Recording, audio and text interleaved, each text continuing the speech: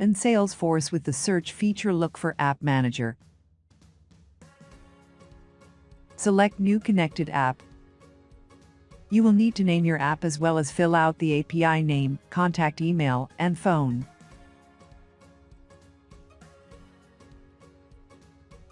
Get the link from one of the Salesforce logos. You can do this by clicking on the link if you want a default logo.